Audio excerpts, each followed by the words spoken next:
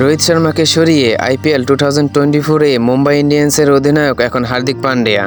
অথচ এই রোহিত শর্মাই মুম্বাই ইন্ডিয়ান্সকে এনে দিয়েছে অনেক সাফল্য। টানা 10 সিজনে মুম্বাই ইন্ডিয়ান্সের হয়ে অধিনায়কত্ব করেছেন রোহিত শর্মা।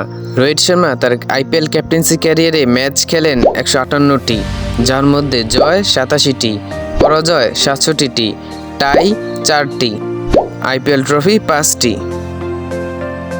রোহিত শর্মা তার আইপিএল ক্যাপ্টেন্সি ক্যারিয়ারে প্রথম ট্রফি পায় 2013 সালে, দ্বিতীয় ট্রফি 2015, তৃতীয় ট্রফি 2017, চতুর্থ ট্রফি 2019 এবং পঞ্চম ট্রফি 2020।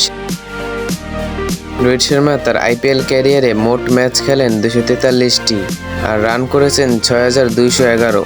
50-এর অধিক রান করেন 42 বার, 4 মেরেছেন 554টি, 6 257টি।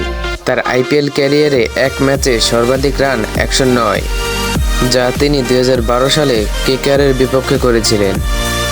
আইপিএলের ইতিহাসে মুম্বাই ইন্ডিয়ান্স 5 বারের চ্যাম্পিয়ন, আর এই 5 বারের অধিনায়ক ছিলেন রোহিত শর্মা। আর আজ তাকেই অধিনায়কের পদ থেকে সরিয়ে দেওয়া হয়। এই প্রসঙ্গে ইরফান পাঠান বলেন, এই ফ্র্যাঞ্চাইজ যত বছরেরই পুরনো হোক না কেন, রোহিত শর্মার নাম সবার উপরেই থাকবে। রোহিত শর্মাকে সরিয়ে হার্দিক পান্ডিয়াকে মুম্বাই ইন্ডিয়ান্সের অধিনায়ক হিসাবে সিলেক্ট করায় আপনার মতামত কি তা কমেন্টে অবশ্যই জানাবেন। ভিডিওটি ভালো লাগলে লাইক করবেন এবং চ্যানেলটিকে সাবস্ক্রাইব করে রাখবেন।